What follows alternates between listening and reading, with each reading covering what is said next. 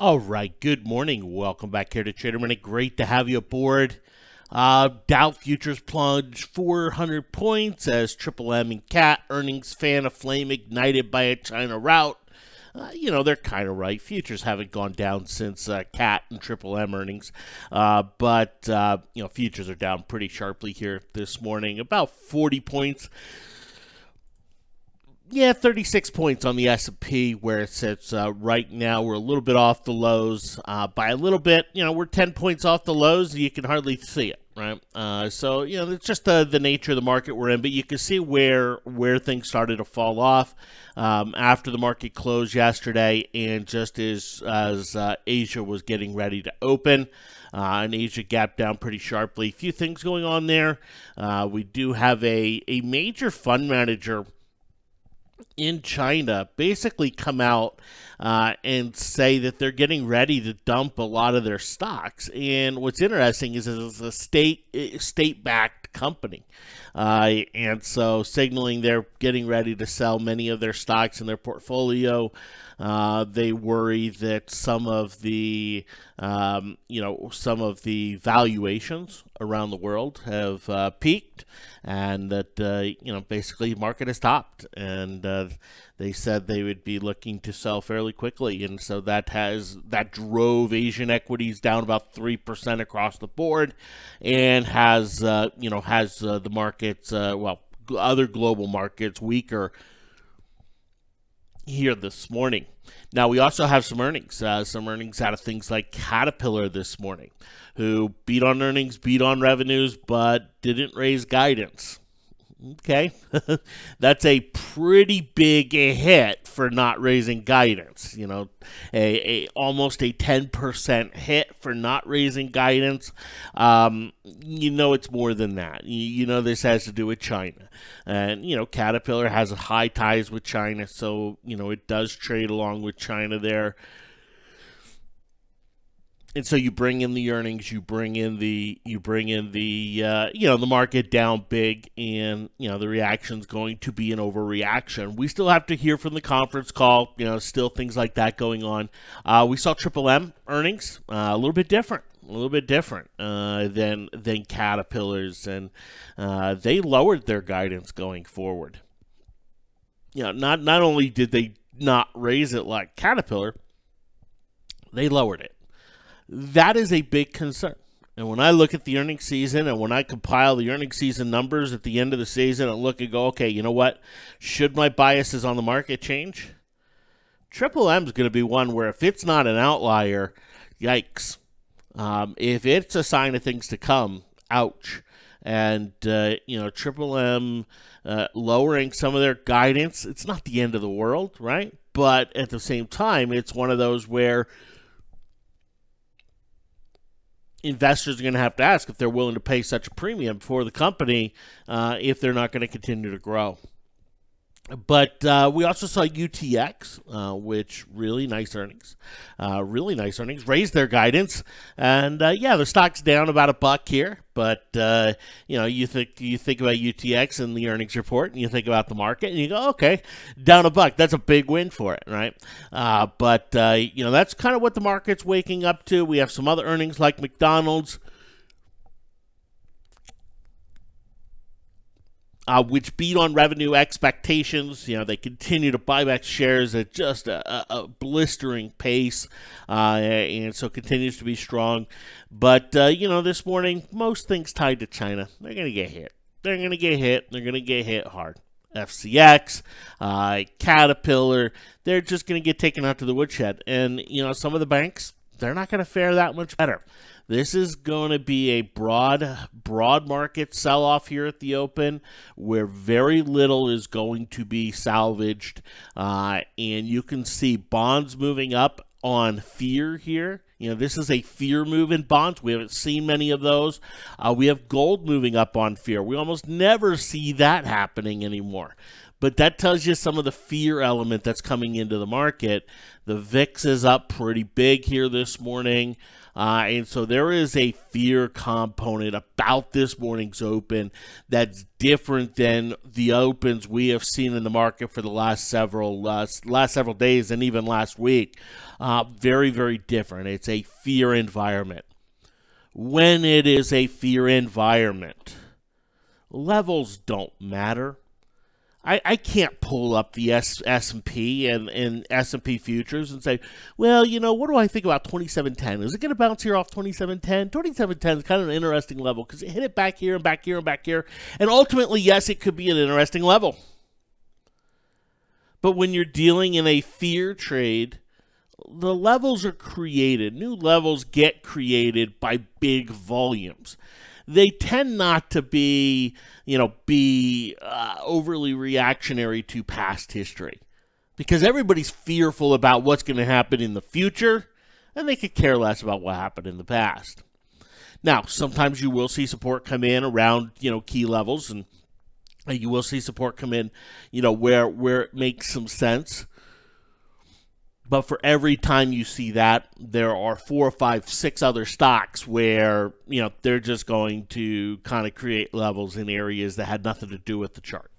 And that's kind of the nature that we will see on some of these big, bad fear days.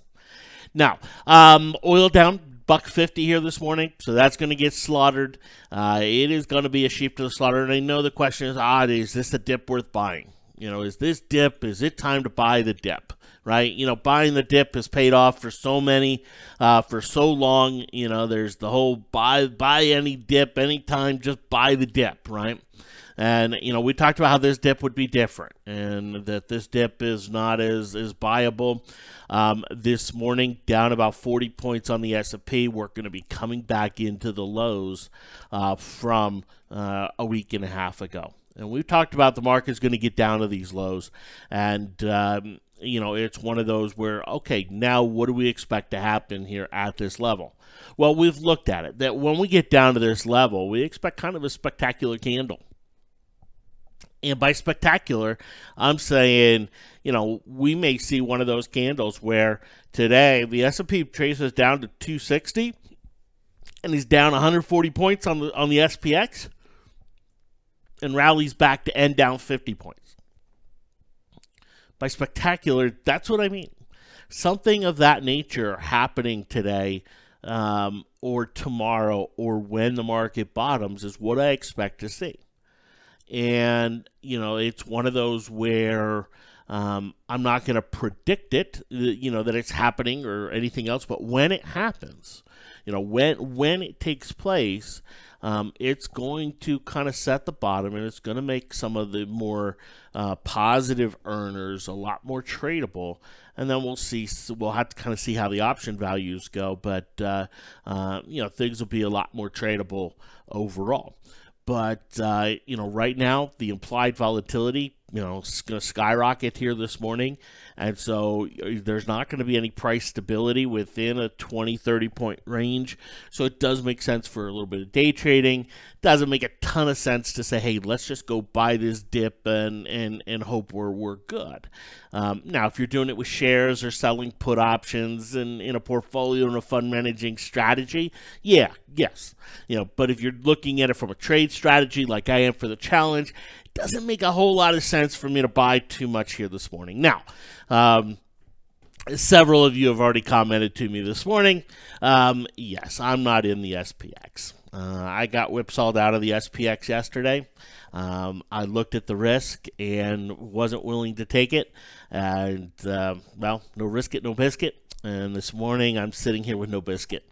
And so, yes, had the trade ready, had the trade, kind of even, starting to work. But, I read a little too much into the tech action. And that's what I get for watching tech, and going from there. But in all, I'm gonna deal with where the market is now and what it's doing now, for the next setups. And so this would be one where if I were still in it, I'd probably pull half off this morning, let the rest run a little bit, see if it doesn't get down another 40-50 points, and go from there. But it would not be a day where I'd be looking to say, oh, okay, let me turn into a big buyer. At least not yet. And there's a long way to go here today. A lot that can happen here today, but at least not yet. That's not where or the position that I'll be sitting in. There are no buy catalysts this morning. There aren't any buy catalysts this morning. When you look across the board at what's going on, it's all sell catalyst. And when you see that fear jumping the way that it does for the market to get bought up, it's going to either need something spectacular, severely oversold, or it's going to need some sort of news, right? Some sort of, big news catalyst. And so, yes, those could happen, right? We can never predict news catalysts and all of that. But barring that news catalyst, we're probably talking about a pretty spectacular day in terms of the S&P here. Okay, so that's some of the stuff going on here in the morning. With the gap down here, it's still one of those where ultimately, when you're dealing with a sell-off like this, yes, I know everybody's going to look and say, well, what's going on with Saudi Arabia, and what's going on with Turkey, and what's going on with the lira, and what's going on with Italian bonds, and what's going on with what President Trump says, and what's going on with all these things. There's always a million things that build that wall of worry. Well, you go back, you look at the earnings, you look at the economic data, and you don't look at the stock reactions, right? You look at Caterpillar, you assess the earnings. You don't look at what the stock is doing on the earnings. And you assess the earnings, you assess the economic data, and if it is still growing, if it is still improving, then there's going to be a big rebound from the sell-off. If there's a change in the economic data, if there's a change in the earnings, well, that's where you get major change in the market, where you talk about, we're going into an 18-month bear market. Hold on to your boots, because this is going to get really ugly really fast. A little bit later today, I will pull up the economic data that the market is dealing with right now. I'll show it to you in a few different forms. We'll take a look at the earnings landscape, at least so far. Take a look at that in a few different forms, and kind of make a few assessments from there. And then, if we do see some bottoming action in the market, some volume action that suggests bottom in, I may look to go and play that, and look to take advantage of that. But this is one where for me and personally, and as I kind of look at the market, I've missed my chance for the puts on the market itself.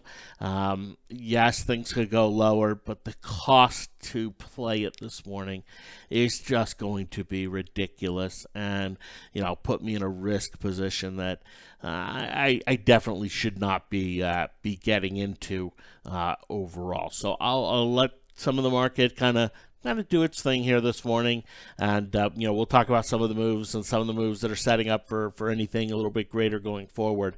But this is going to be a fear morning. This is going to be a very anxiety-driven morning for fund managers. They start hearing about Chinese funds selling stocks, and their confidence in their analysis starts to wane, and we get the fear trade happening, where things can exaggerate in a very big way, and I expect we will see a very good example of that here this morning. Thanks for hopping on. Have yourselves a great one, and we'll talk to you soon. Take care.